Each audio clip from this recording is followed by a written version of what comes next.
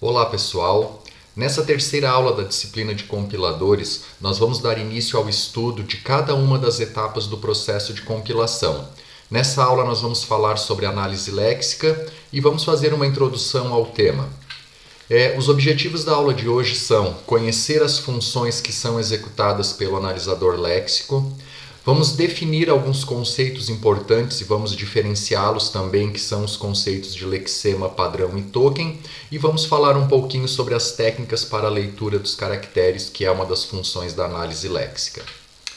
Bem, como eu já adiantei, o analisador léxico ele tem 4 funções principais. A primeira dela é a leitura dos caracteres do código-fonte. Então, o analisador léxico ele vai ler caractere por caractere do código digitado pelo usuário e nessa leitura ele vai fazer a remoção de todos aqueles caracteres que não são relevantes para a geração do código-alvo. Dentre esses caracteres estão todos os espaços em branco, tabulações e também os comentários que estão dentro do código-fonte. Depois de fazer essa leitura, na verdade não é depois, enquanto ele faz essa leitura, ele vai agrupar esses caracteres em lexemas e vai classificar esses lexemas em tokens. No próximo slide nós já vamos definir um pouquinho melhor esses conceitos. Enquanto ele faz o agrupamento dos caracteres nos lexemas e a sua consequente classificação, o analisador léxico tem a função de detectar erros. E quando ele detecta um erro, ele também relaciona o erro encontrado com a posição deste erro no programa. Quando vem aquela mensagem, faltou um ponto e vírgula na linha 10, por exemplo. Então, a identificação que foi na linha 10 é o analisador léxico que faz. Depois que ele faz esse processo de agrupamento dos caracteres no lexema e a classificação, ele gera uma lista de tokens. Esses tokens, como nós vamos ver, são os símbolos que vão ser processados pelas demais etapas do compilador. Alguns livros em português traduzem a palavra tokens como marcas, então vocês vão poder, dependendo da bibliografia, encontrar aí a lista de marcas. E outros livros mesmo em português mantêm a palavra tokens em inglês. E a última função do analisador léxico, que também acontece em paralelo a todo esse processo aqui, é a manipulação da tabela de símbolos, que também nós veremos nas próximas aulas. Bom, como é que o analisador léxico ele se relaciona com as outras etapas, ou de que maneira eu posso sincronizar o analisador léxico com as outras etapas? Existem duas abordagens. Uma mais simples até de ser feita, é que o analisador léxico realize todo o seu trabalho, ou seja, ele lê todo o código-fonte, separa todo o código-fonte em lexemas, classifica em tokens e depois disso pronto ele passa essa lista completa para a análise sintática, que é a segunda etapa do compilador. Só porque essa abordagem ela não é interessante por questões de eficiência. Por exemplo, existem alguns erros que o analisador léxico não consegue detectar. Eles vão ser detectados posteriormente na análise sintática ou na análise semântica. Um erro bem típico de análise sintática é quando a gente abre um parênteses e esquece de fechar esses parênteses. Vamos imaginar que estamos fazendo um programa em Java, temos lá a função public static int void main, todo o cabeçalho da nossa função principal. Nós abrimos o parênteses ali da função main e esquecemos de fechar. E depois nós digitamos um código ali com 100, 200, 300 linhas de código. Se nós fizermos essa abordagem do analisador léxico fazer toda a tarefa primeiro, o que ele vai fazer? Ele vai ler todas as 200 linhas de código, por exemplo, vai separar em lexemas, vai classificar em tokens, depois de tudo isso pronto, ele passa para o analisador sintático. E na primeira linha o analisador sintático já acha que tem um erro e vai interromper o processo de compilação. Aí o que vai acontecer? O analisador léxico perdeu muito tempo analisando o restante do código e depois ele vai ter que refazer todo esse processo novamente quando o usuário corrigir o erro e mandar compilar o programa novamente. Então a abordagem mais usada é essa que está representada aqui na figura. o centro do compilador, né, quem orquestra as atividades do compilador é o analisador sintático. E aí, quando o analisador sintático precisa de um token, ele chama uma função, aqui na figura representada como getNextToken, ou seja, ele chama um objeto analisador sintático que vai fazer a leitura, vai fazer o reconhecimento, a classificação do token e devolve o token para o analisador sintático. Naquele exemplo que eu mencionei, o analisador sintático ali do Java, vamos supor que a gente esteja pensando só na função principal. Então ela vai começar com a palavra public. Então o analisador sintático sabe que precisa do public. Ele vai pedir para o analisador léxico ver quem é o próximo token. O analisador léxico vai retornar, vamos supor que o usuário programou corretamente, que é o primeiro token digitado pelo usuário foi public. Ok, está correto. Aí o analisador léxico sabe que a próxima palavra tem que vir static. Ele pede o próximo token, o analisador léxico retorna static e assim sucessivamente. Até que ele reconhece public, static, void, main. E aí o analisador léxico sabe que tem que ter um abre parênteses. Então ele vai ver o usuário abriu parênteses. Virão ali parâmetros opcionais, né? Não importa se o usuário coloca esses parâmetros ou não. E aí o analisador sintático diz que precisa fechar o parênteses antes de abrir a chave que vai ser o corpo da nossa função. E aí ele pede para o analisador léxico quem é o próximo token. Ao invés de vir um fecha parênteses, eu estou supondo no meu exemplo que o usuário esqueceu de pôr o fecha parênteses, vai vir um abre chaves. E aí o analisador léxico vai dizer, opa, aqui tem um erro, ele esqueceu de fechar os parênteses. E aí o processo de compilação vai ser interrompido e sem que o analisador léxico tenha que ter lido ou tenha que ter analisado todas aquelas 200 linhas. Ele já para na primeira linha e com isso a gente ganha bastante tempo. E aí, como eu comentei antes, existe uma estrutura de dados que eu já falei lá nas primeiras aulas, que é a tabela de símbolos. Ela não é uma etapa do processo de compilação, mas é uma estrutura que vai permear todo o processo de compilação. O analisador léxico vai estar salvando e recuperando informações na tabela de símbolos, o analisador sintático também, e as etapas como análise semântica e todas as outras etapas que vêm depois. Posteriormente, nós vamos ver exatamente que tipo de informação é armazenada aqui na tabela de símbolos.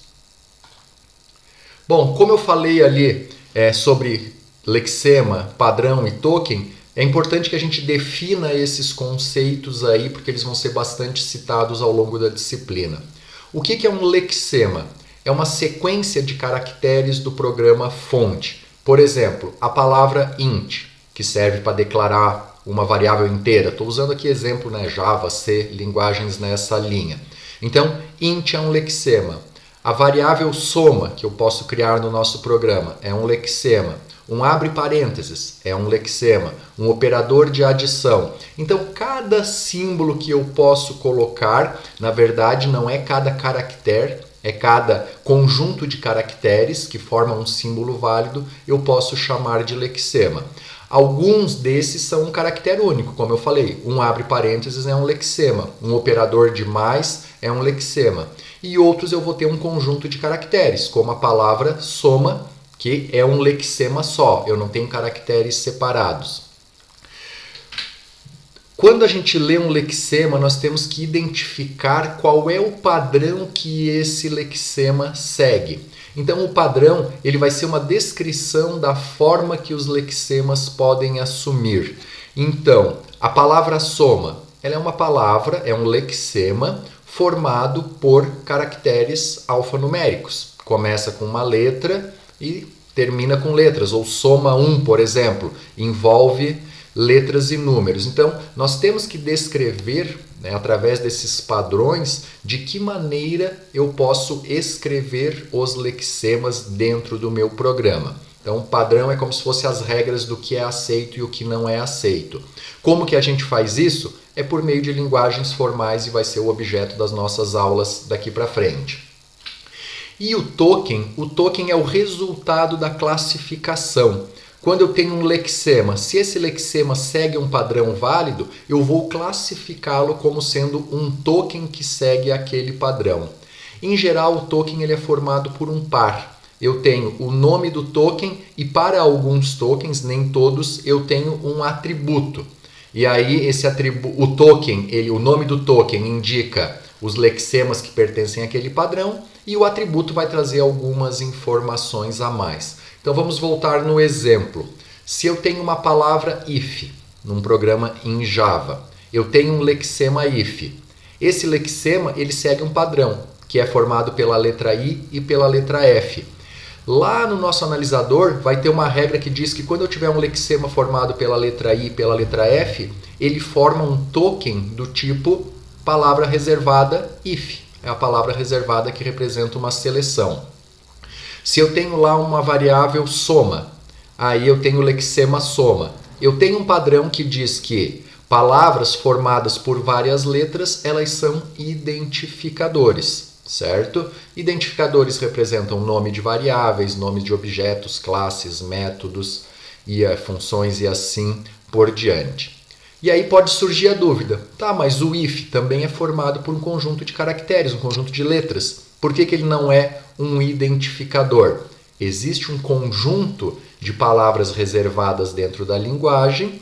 E aí, quando a gente reconhece esse conjunto, uma palavra que é um conjunto de letras, a gente verifica se ela pertence àquele conjunto de palavras reservadas, ela é uma palavra reservada. Se não, ela é encaixada como um identificador. Então, no caso do if, o token é o if. No caso da soma, o token é o identificador. Aqui nós temos alguns exemplos de tokens. Então, primeiro, se eu tenho um lexema if, certo? O token gerado é o if. Aqui nós estamos fazendo uma descrição ainda informal. Então eu estou dizendo que se eu tenho caractere I e F, eu formo o token if. O mesmo para o else, que é uma palavra reservada. Eu tenho o lexema else. Informalmente eu estou definindo que se eu tenho uma sequência de letras E, L, S, E, eu formo um token do tipo else. Vamos supor que no programa eu encontre menor igual ou exclamação igual, o diferente. Isso aqui quer dizer que eu tenho um token do tipo comparação. Eu não vou ter um token para maior igual, menor igual ou diferente. E aqui eu tenho uma descrição informal que me diz se eu achar o menor, ou maior, ou menor igual, ou maior igual, ou igual, ou diferente, tudo isso é uma comparação. Aqui eu tenho alguns exemplos de variáveis. Pi, score, D2, e aí a descrição informal qual é? Uma letra seguida por letras ou dígitos. Sempre que eu tiver qualquer sequência de caracteres, qualquer lexema que siga esse padrão e não seja uma palavra reservada, ele vai ser enquadrado como um identificador. Temos as constantes numéricas, que podem ser números inteiros, números em ponto flutuante, exponencial, classificadas como number, e temos aqui os literais, que são as constantes do tipo string, entre aspas. Então aqui eu tenho um texto entre aspas, e aí vai dizer qualquer caractere diferente de aspas, né, que esteja entre aspas, vai ser o nosso literal. Então aqui a gente tem um exemplo do que é o lexema, que são os textos que estão no programa, o padrão, que é a descrição de que forma esses lexemas podem ter. A diferença é que, por enquanto, nós ainda estamos descrevendo isso informalmente e na implementação do compilador nós vamos descrever usando um método formal. E aqui nós temos o token, que é a classificação de cada um desses tokens aqui, de cada um desses lexemas, desculpem.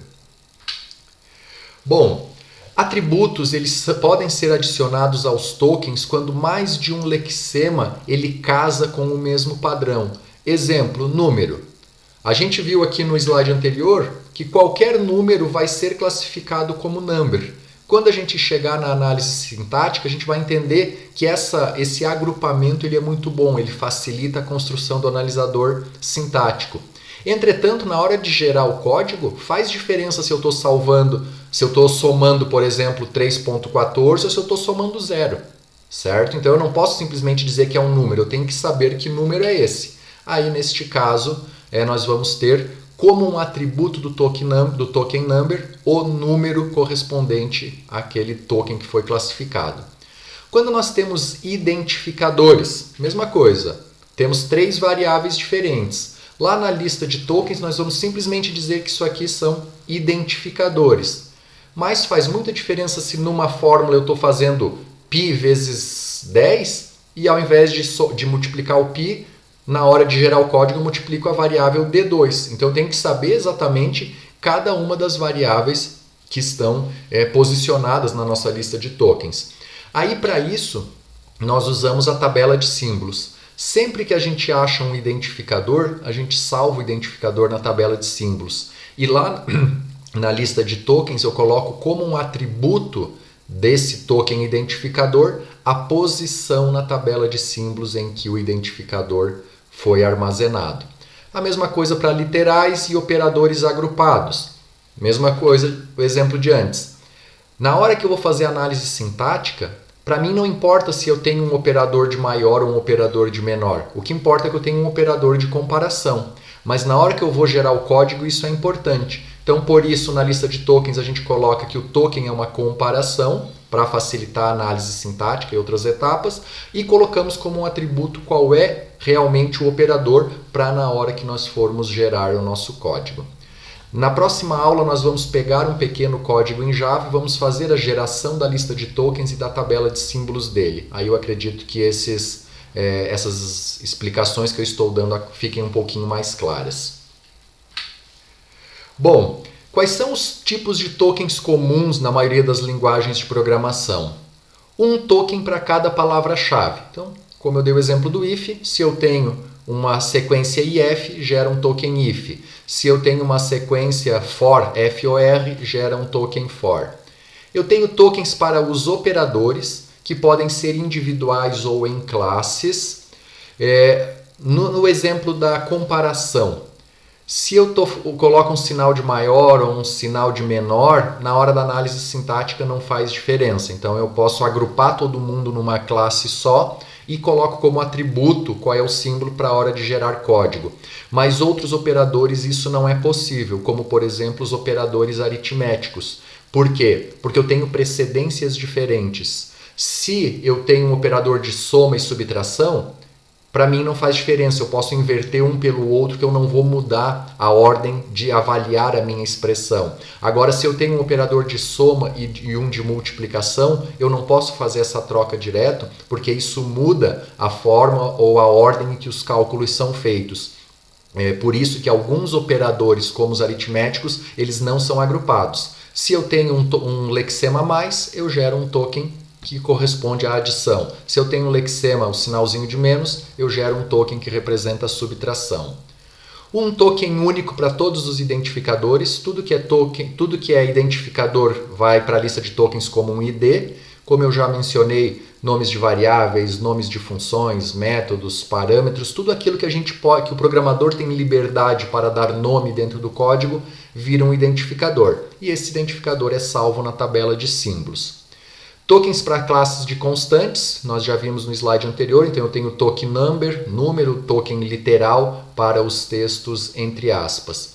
E os símbolos de pontuação é um token para cada símbolo. Se eu tenho um abre parênteses, o lexema abre parênteses no caractere, eu tenho token abre parênteses. Se eu tenho um símbolo de abre chaves, um lexema de abre chaves, eu gero um token de abre chaves. Então, resumindo, cada símbolo diferente gera um token diferente. Bom, tendo essas definições e já entendendo que o papel do analisador léxico é ler os caracteres e separar os lexemas e dizer a qual tipo de token ele pertence, nós vamos começar agora a ver cada uma dessas etapas. Nessa aula de hoje nós vamos falar apenas da leitura dos caracteres. O reconhecimento fica para as aulas seguintes. A leitura de caracteres ela é uma etapa fundamental na construção do compilador, porque ela é a única etapa que vai analisar o nosso código caractere por caractere. Então vamos imaginar aí programas com milhares, milhões de linhas, são milhões de caracteres que precisam ser analisados. Por isso que essa etapa ela demanda bastante tempo em função disso e deve ser otimizada ao máximo. Uma das dificuldades dessa etapa é que em algumas situações a gente precisa ler um caractere para frente para saber que o lexema anterior ou que o token anterior terminou. Aqui eu trago dois exemplos. Vamos supor que nós já lemos lá do código-fonte as letras S, O, M, A. Quando eu li o A, eu ainda não sei que a variável soma está pronta. Eu vou ter que ler alguma coisa para frente, que pode ser um espaço em branco, pode ser um igual, que vai me dizer que a soma terminou. Porque, de repente, o nome da variável não é soma, é soma idade. Aí eu vou ler um caractere i. Então, esse i, na verdade, continua fazendo parte do token soma. Então, esse processo de ler na frente, ele acaba complicando um pouquinho. Outro exemplo é o sinal de maior. Quando eu leio um sinal de maior, eu ainda não sei se eu tenho um operador de maior ou se eu vou ter um maior igual. Eu preciso ler o caractere da frente para diferenciar isso aí. Para possibilitar essa leitura do caractere à frente e também para ganharmos tempo, para otimizarmos, obviamente a leitura não é feita caractere a caractere do arquivo. São usados buffers e aí um bloco de código é lido do arquivo, que está salvo o programa que está sendo compilado, passado para esse buffer e ele é analisado. Aqui nós temos duas abordagens diferentes. A primeira é a leitura em linhas. Na leitura em linha, nós pegamos uma linha do programa, jogamos para um buffer, um vetor, e fizemos o processamento dessa linha. Qual é a vantagem disso? Ela é tem uma implementação simples, porque eu sei que quando eu cheguei no final da linha, eu tenho todos os tokens que estavam naquela linha terminados. Eu não começo um token numa linha e termino na outra, pelo menos na grande maioria das linguagens. E isso facilita bastante o processo de implementação. A desvantagem é que uma linha normalmente é um bloco pequeno de código. Sei lá, vou ter 50, 60, 80 caracteres, assim, 100 no máximo, numa linha. Então eu leio poucos caracteres por vez e aí naturalmente eu tenho que ir ao disco e voltar várias vezes na leitura. Isso acaba não sendo tão otimizado. Uma outra abordagem é fazer uma leitura em blocos de tamanho fixo. Então o sistema operacional ele já tem um processo que ele vai lá no disco e ele consegue ler um bloco inteiro. Vamos imaginar um bloco de 4K bytes, 4.000 bytes aí. Aí eu posso fazer esse processo de ler os 4.000 bytes e jogar no buffer. A vantagem disso é que eu otimizo o meu processo, porque eu faço menos interações com o disco, que é uma das etapas que eu tenho um delay, que eu tenho uma demora maior. O problema é que eu não sei lá no final, no 4096, no último byte, será que terminou um token certinho, um lexema certinho, ou será que eu não tenho uma quebra nesse lexema? E aí, obviamente, para a gente ter esse ganho de desempenho, complica um pouquinho o processo de implementação.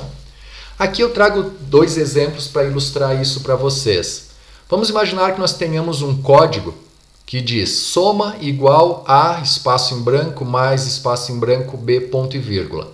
Se nós usarmos a abordagem por linhas, na hora que nós vamos ler o código, aí ele vai ler a linha toda. Nós temos geralmente um ponteiro que fica marcando o início do lexema e um ponteiro que vai adiante, até chegar no fim. Aqui nós temos aquele exemplo que eu comentei. Quando chega no A, ele não sabe que a variável soma acabou. Ele vai avançar para o igual e aí sim, a hora que ele lê o igual, ele vai ver que o soma acabou, aí ele volta uma posição. E aí eu tenho aqui o meu lexema soma. Quando ele reconhece o lexema, o ponteiro início vai aqui para o A, o início e o fim. E aí ele começa aqui. Novamente, quando ele lê o A, ele não sabe que é uma variável A. Eu poderia ter uma variável aqui ABCD. E aí o fim vai para o branco, reconhece, opa, o branco então quer dizer que acabou o A. Volta para cá e reconhece o símbolo A. Isso aqui é diferente do ponto e vírgula, porque a hora que ele lê o ponto e vírgula, ele sabe que o ponto e vírgula é um símbolo único, então ele não precisa avançar para o fim.